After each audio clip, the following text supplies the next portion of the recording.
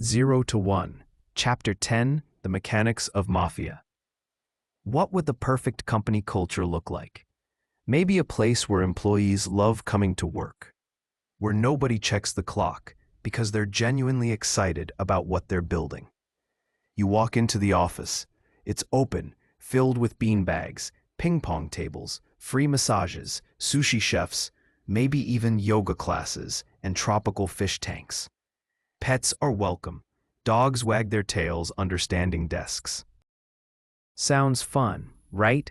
But here's the reality check. All those perks, they don't build culture. Because perks without purpose are just decoration.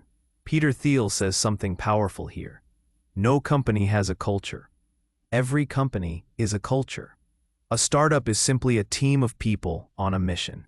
And what we call culture is just the internal reflection of how aligned that team really is. Let's take an example from the book that's now part of Silicon Valley history, The PayPal Mafia. After PayPal was sold in 2002, many of its early team members went on to build billion-dollar companies. Elon Musk founded SpaceX and Tesla. Reid Hoffman created LinkedIn.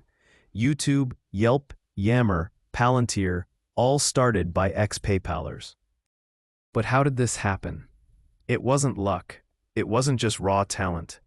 It was because these people actually liked working together. They weren't just clocking in. They were in it together, with shared values, shared obsession, and real trust. Thiel contrasts this with his time at a big law firm. Everyone there was brilliant, talented, polished, but something was missing. The lawyers barely spoke to each other outside work. Relationships were shallow. Everything felt transactional. And Thiel asks, if we're spending most of our waking hours at work, why would we choose to spend it with people we don't care about or trust? At PayPal, he wanted to build the opposite of that. Not a network of resumes, but a team that actually wanted to work together. This became the core of the PayPal Mafia, and it all starts with how you hire. Recruiting, Thiel says, is a founder's job. You don't outsource it to headhunters or agencies. You're not just hiring skill, you're building chemistry. You're building a tribe. Now here's a great question Thiel brings up. Why would the 20th engineer join your startup when they could go work at Google? If your answer is, you'll get lots of stock options, we're solving big problems, our team is super smart, that won't work because every company says that. You need answers that are specific, answers that reflect your unique mission and your team.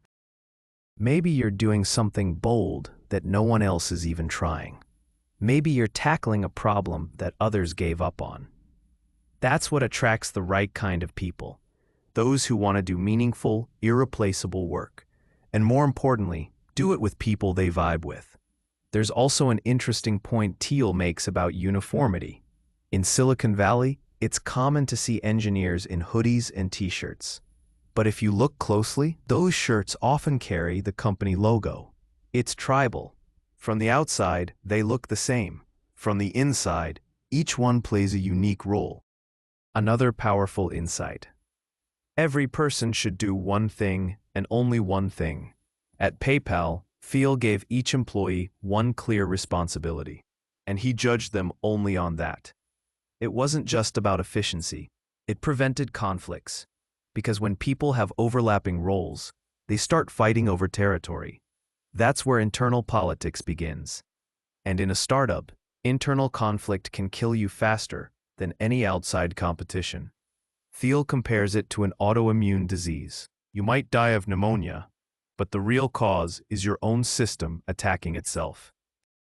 Now here's where it gets fun. Thiel talks about cults. Yes, cults.